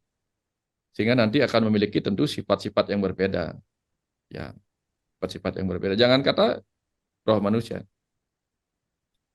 Mobil pabriknya sama, tipenya sama, itu belum tentu hasilnya sama. Hasilnya tergantung bagaimana si pengguna gitu. Itu contoh-contoh bagaimana kendaraan yang sama bisa menghasilkan perilaku, sifat, dan lain-lain yang berbeda. Karena dipengaruhi oleh pengetahuan-pengetahuannya. Nah, itu tidak bisa dikloning. Ya, karena kita tidak tahu otak itu bisa dikloning apa tidak, pengalaman itunya semua. Masih belum tahu. Ya, itu contohnya, itu jawabannya untuk yang kedua. Mudah-mudahan ada ini. Tentu ini tidak menjawab secara utuh karena kita masih menunggu proses-proses penelitian lebih lanjut tentang cloning itu sendiri. Tapi ini layak kita jadikan bahan perenungan di masa depan, apa yang akan terjadi dengan proses cloning itu sendiri. Ya. Kira-kira seperti itu ya. Terima kasih Pak Arisoma, ini pertanyaannya bagus sekali. Luar biasa. Baik, terima kasih Pak Dokter. Nggih, semoga menjawab dari pertanyaan Pak Arisoma. Suksma, Pak Arisoma. Baik, kita lanjut ke yang raise hand. Sementara ada Bu Endrawati. Saya persilakan untuk unmute. Silakan Bu Endrawati. Ya, terima kasih. Salam Rahayu untuk Dok Wayan juga Pak Surya. Terima kasih atas kesempatannya. Rahayu. Salam Rahayu.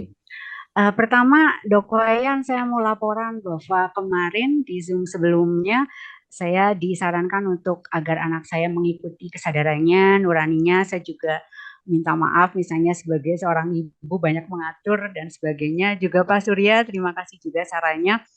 Laporan dari anak saya sudah tidak sesak lagi, Dok. Alhamdulillah, dan batuknya juga sudah tidak terdengar lagi. Kebetulan sekarang masih ada di rumah, tidak sesak, dan puji syukur matur suksma buat semuanya.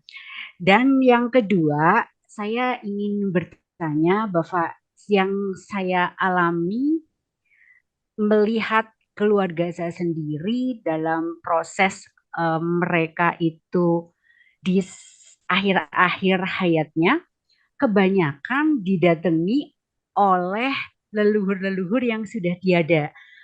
Misalnya itu uyut saya datang, itu ini ibu saya datang. Nah, kalau mereka sudah didatengin itu nggak lama, misalnya bisa di hari itu juga atau mungkin besok ikutan seperti ikutan ya tidak ada gitu, Dok. Dan yang saya tanyakan, apakah mereka memang ditugaskan untuk menjemput? Kalau memang ditugaskan berarti para leluhur yang menjemput itu ada di dimensi tertentu untuk mungkin bergabung lagi dan belum bereinkarnasi, atau mungkin belum masuk dimensi-dimensi yang lebih lanjut, misalnya ke alam cahaya gitu, Dok.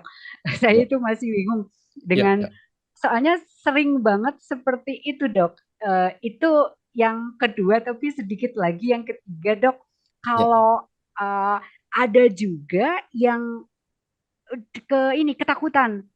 ketakutan, misalnya dengan mata melotot ketakutan atau teriak-teriak, dan yang misalnya teriak begitu, kayak ada sesuatu yang datang gitu.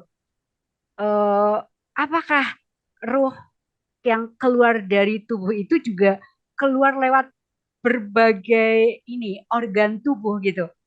Mungkin lewat mata misalnya gitu, nggak hanya lewat ubun-ubun begitu, Dok. Jadi ada fenomena-fenomena yang terlihat seperti itu, dan saya memang belum paham begitu, Dok. Baik, Makasih, Bu Hendra. Dok, Pak Surya. Terima kasih Bu Hendra pertanyaannya. Jadi ini banyak juga pertanyaan Pak Dokter yang mungkin ya seharusnya kita akan jawab di sesi berikutnya, yaitu bagaimana proses roh itu berpulang. Tapi dipersilakan Dok untuk menjawab dari Bu Hendra. Silakan. Ya, makasih kembali Bu Hendra untuk apa yang sudah dicapai bersama anaknya. Nah, kalau dari neuroscience ya, mungkin saja akan mengatakan bahwa apa yang dilihat oleh orang-orang yang mau menjelang kematian itu, entah melihat roh-roh orang-orang yang dulu pernah meninggalkannya, sudah meninggalkannya, roh leluhur dan sebagainya itu.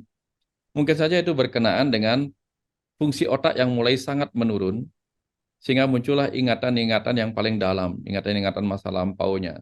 Sehingga tentang leluhur itu yang dia bayangkan, dia muncul dan sebagainya. Mungkin itu yang akan dirasakan. Tapi itu pun kita tidak pernah bisa membuktikan, karena saya belum tahu apakah ada alat untuk bisa menilai, mengukur, ya, apakah benar ada proses di otak manusia yang belum mau meninggal itu, sehingga yang proses itu menyebabkan ingatan-ingatan lama yang muncul, ataupun itu hanya hipotesa-hipotesa juga, bahwa yang terjadi adalah penurunan kemampuan otak, sehingga muncullah kenangan-kenangan itu yang sebagai bayangan-bayangan leluhur, bisa saja seperti itu. Tapi belum ada penelitian yang menunjukkan fakta-fakta, bukti-bukti, data-datanya juga. Lalu kemudian kita akan beralih kepada cara kita memandang dari sudut yang lain, yaitu sudut spiritual. Memang itu bukan fenomena yang tidak biasa, itu fenomena yang biasa. Ibu saya, bapak saya juga ketika meninggal mengalami hal yang sama. Dia merasa didatangin orang tuanya, didatangin orang-orang yang dulu sudah mendahuluinya, yang pernah ada bersamanya. Benar apa tidaknya itu? Bagus sekali kalau kita beralih kemudian melihat apa yang diteliti oleh Dr. Michael Newton, lagi-lagi dengan buku Journey of Soul-nya. Nah, dari situ kemudian ada penjelasan yang bagus, ya, penjelasan yang bagus bahwa pada kebanyakan orang yang belum benar-benar pengalaman untuk pulang, dia membutuhkan bantuan dari roh-roh terdahulu, roh leluhurnya, untuk menemani kepulangannya, mengantarnya. Samalah dengan kita misalnya pergi naik pesawat atau apa gitu. Ada yang mengantar kita masuk ke apa namanya? ke bandara, kemudian bahkan membantu kita mengurus yang lain-lainnya. Atau begitu kita turun, sudah ada yang menunggu kita di sana. Di ruang tunggu sudah ada yang menunggu kita untuk mengantar kita dari bandara ke tempat tujuan kita. Nah, tentu orang yang menunggu itu orang yang tidak kita kenal. Yang kita kenal. Atau kalaupun tidak kita kenal, kalau kita ke bandara kan ada yang dia membawa apa namanya, ya pamflet nama lah. Saya mencari ini dan sebagainya. Nah, dalam penerbangan ke alam sana itu seringkali kita akan didatangin oleh roh-roh leluhur kita atau orang-orang yang kita cintai yang sudah ada duluan di sana. Supaya kita dengan mudah beradaptasi dan ikhlas melepaskan dunia ini. Karena apa? Di sana kita tidak mengalami keterasingan. Kita segera bertemu orang-orang yang pernah kita cintai.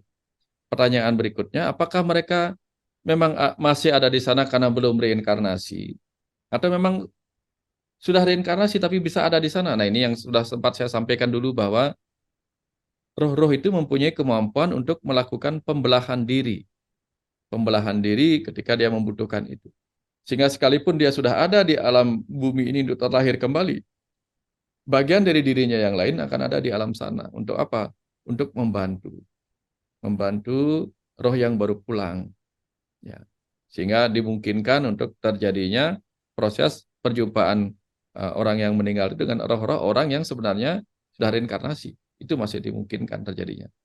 Intinya adalah supaya yang roh yang baru meninggal itu bisa pulang dengan tenang.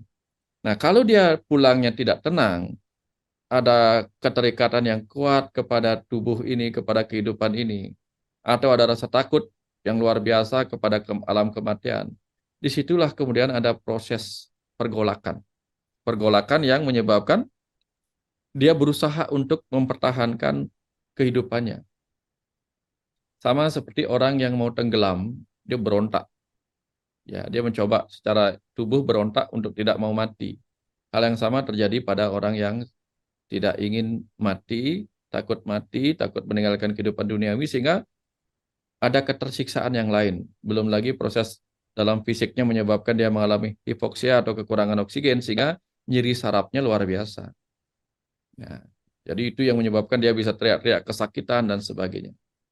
Tetapi pada orang yang sudah tenang, bahkan pada orang-orang sudah terbiasa meditasi, yang tahu akan kapan kematiannya tiba, dia malah bisa berpesan kepada orang-orang, hari ini kakek mau pulang, siapkan dirimu, bla bla bla. Kemudian dia hembuskan napasnya dengan tenang dan pulang. Itu banyak orang juga yang mampu seperti itu. Nah, inilah dualitas. Ada yang mampu, ada yang tidak mampu, itu biasa. Nah, kita nanti tidak tahu seperti apa nanti. Tapi ceritanya sudah kita kupas kemarin, sebagian di percakapan kita tentang perjalanan ke alam kematian. Ya, di video yang sudah duluan. Itu pertanyaannya dan jawabannya kira-kira, Bu Endra. Mudah-mudahan bermanfaat. Ya. Silakan, Suri. Terima kasih Pak Dokter. Wah, tidak terasa ini Pak Dokter udah 2 jam, hampir 2 jam. Nah, tapi izin saya juga membacakan dari kolom chat. Beberapa pertanyaan saya rangkum, salah satunya dari Ibu Dewi Kina. Selamat malam Pak Dokter, izin bertanya terkait hukum karma pala, bahwa kehidupan yang sekarang ini adalah persoalan utang atau piutang karma. Lalu seberapa besar porsi free will kita atau kehendak bebas kita? Mohon dijawab, Dok. Terima Ya. kasih. Salah satu kehendak bebas kita adalah menerima atau menolak. Itu salah satu yang terpenting dalam urusan utang karma. Kalau kita menolak utang karma kita, maka mungkin kita akan melakukan reaksi-reaksi ego berikutnya. Itu free will kita. Jadi kita diberikan kehendak bebas untuk belajar apa tidak belajar, untuk menerima apa menolak utang karma kita. Jadi kalau kita dengan free will kita kemudian memperbaikinya, maka kerusakan itu akan terjadi. Kerusakan itu akan terjadi perbaikan. Tapi kalau kita menolak, maka dia tetap akan menjadi hutang. Nah, contohnya begini. Kita punya hutang di sebuah bank. Lalu datanglah debt kolektornya datang. Debt kolektor datang. Pilihan kita apa? Fight or flight? Lari dari kedatangan debt kolektornya. Apa kita fight dengan membayarnya atau kita melakukan perlawanan bahwa kita tidak mau membayar? Tidak akan menyelesaikan hutang-hutang kita. Hutang-hutang kita kepada bank itu sendiri. Nah, itu free will kita. Kita memiliki kehendak bebas untuk bereaksi terhadap apa yang datang itu. Nah, karena kita belum belajar, maka kebanyakan reaksi kita adalah reaksi ego, bukan reaksi rohani. Ya, kalau kita bereaksi secara rohani, maka dengan kesadaran kita akan mulai berpikir, jangan-jangan ini utang yang harus saya bayar. Maka kita tidak menyalahkan orang yang datang menagih hutangnya. Kita dengan ikhlas menerima, dengan minta maaf, lalu berjanji tidak akan mengulanginya lagi di kehidupan sebelum nanti. Ya, berjanji untuk tidak mengulanginya lagi di kehidupan berikutnya atau di masa depan. Itu yang kita lakukan ketika kita punya hutang dengan free will kita itu tadi. Nah, semua yang diceritakan di awal dengan slide itu adalah hal-hal tentang free will. Ya, pilihan-pilihan kita. Apa yang bisa kita lakukan? Memperbaikinya di masa depan atau membiarkannya terjadi begitu saja. Ya, membiarkan hutang kita malah menumpuk. Hutang lama tidak diselesaikan, hutangnya nambah lagi gitu. Nah, pilihan kita seperti itu. Nah, ajaran-ajaran agama, ajaran moralitas mengajarkan kita untuk melunasinya dengan belajar ikhlas, menerima baik dan buruk itu. Kira-kira seperti itu, Surya. Ya. Baik, terima kasih Pak Dokter. Ada beberapa pertanyaan juga seru, izin Pak Dokter untuk saya lanjut sedikit lagi. Ya. Terkait dengan bagaimana roh atau leluhur, apakah roh leluhur itu mampu melihat kita? Dan satu lagi pertanyaan, bagaimana kita mampu untuk memahami jiwa orang lain, Dok? Nah, terima kasih. Jadi memahami jiwa orang lain dan apakah roh leluhur itu mampu melihat kita dari alam sana. Terima kasih. Ya. Salah satu cara untuk memahami roh orang lain, jiwa orang lain adalah dengan memahami diri kita sendiri. Itu yang pertama. Sama dengan seorang dokter, dia bisa mengenali pasiennya, mengenali tubuh pasiennya, karena dia juga mempelajari tubuhnya. Mempelajari dirinya sendiri, mempelajari dirinya sendiri yang ada pada orang lain. Ya, sehingga sekali kita mempelajari tubuh manusia, maka tubuh-tubuh manusia yang lain pun bisa kita pahami. Nah, sekali kita mengenali roh diri kita, roh siapapun, atau jiwa siapapun, kita akan bisa mengenali jiwa-jiwa orang lain. Makanya ada pelajaran ilmu jiwa. Sekali kita bisa membaca bahasa tubuh seseorang dengan detail, kita bisa juga membaca bahasa tubuh orang lain. Jadi intinya adalah untuk bisa mengenali jiwanya orang, kita harus belajar lebih dulu mengenali diri kita sendiri. Nah, apakah kemudian roh leluhur di alam sana bisa melihat kita? Bisa melihat kita. Sesama roh itu bisa melihat walaupun tanpa menggunakan mata seperti yang kita miliki saat ini. Bukan seperti mata kita ini. Karena di sana tidak dibutuhkan mata. Tapi sesuatu yang lain. Ya, jadi mereka bisa melihat kita dan kita pun mungkin bisa melihat mereka kalau kita dibukakan mata ketiga dan mempunyai kemampuan untuk bisa melihat itu. Untuk menangkap makhluk-makhluk energi itu. Kan karena kadang-kadang kan kita tidak bisa menangkap karena kemampuan mata kita tidak terasah untuk itu. Ya, tapi kalau mata kita terasah untuk bisa melihat sesuatu yang luar biasa, yang dalam bentuk energi itu, mungkin kita akan bisa. Tetapi saran saya nggak usah belajar begitu, nggak usah belajar melihat makhluk-makhluk alam sana, Karena nanti malah susah kita. Mau kemana-mana, ketemu makhluk-makhluk alam sana, malah jadi bingung sendiri kita.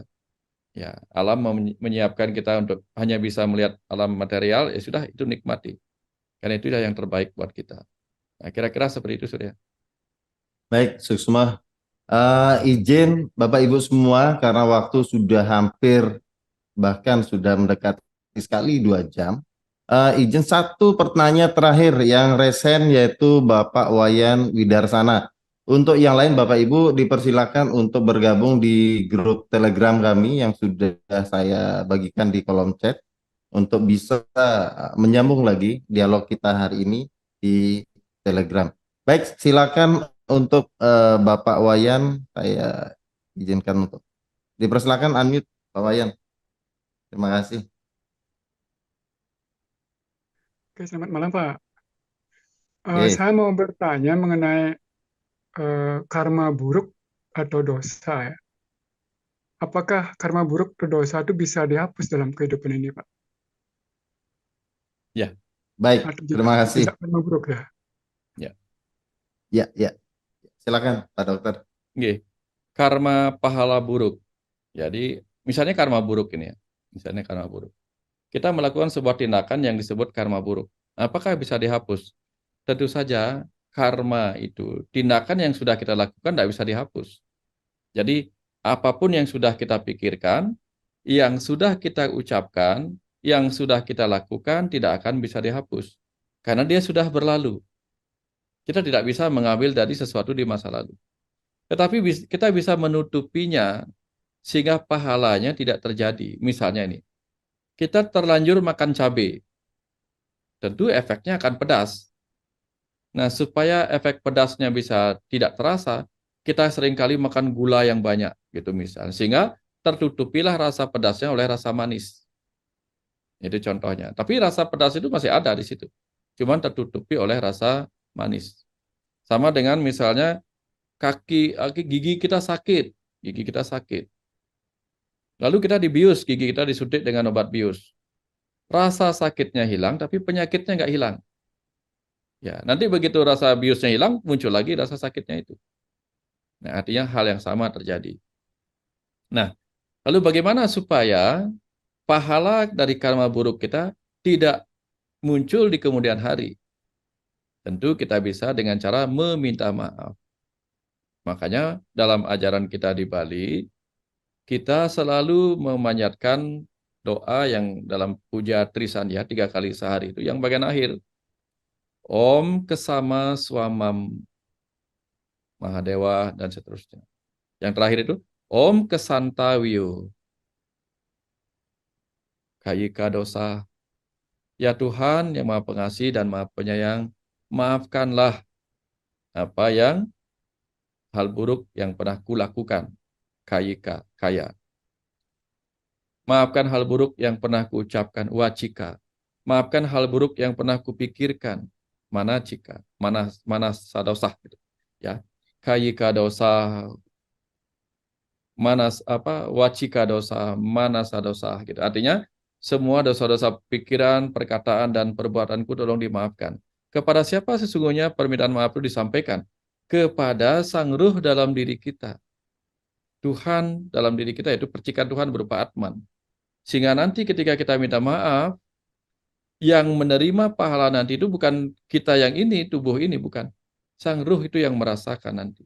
Ketika kita minta maaf, dia akan menerima apa yang menjadi pahala dari tindakan kita dalam kehidupan ini. Sehingga ketika kita menerima, itu tidak akan menyakitkan.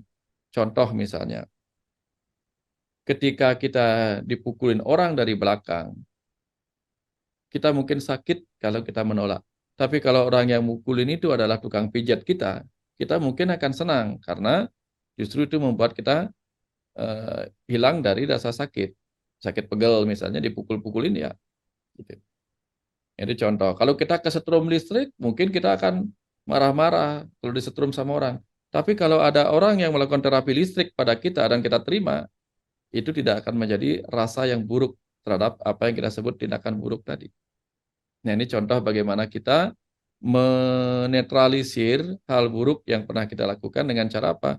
minta maaf, dan penerimaan. Inilah fungsinya penerimaan yang ikhlas itu. Dengan penerimaan yang ikhlas, apapun hal yang buruk akan menjadi bisa netral.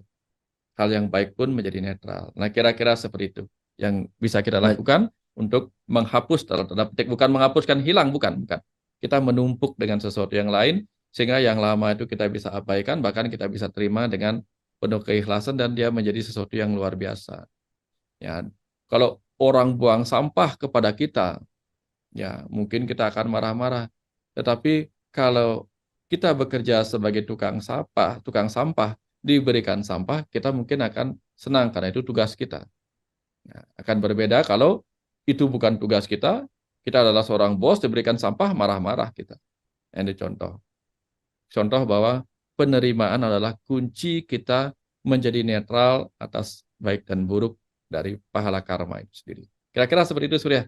Baik, luar biasa sekali. Sebagai kata kunci adalah penerimaan secara ikhlas, begitu Guru nggih.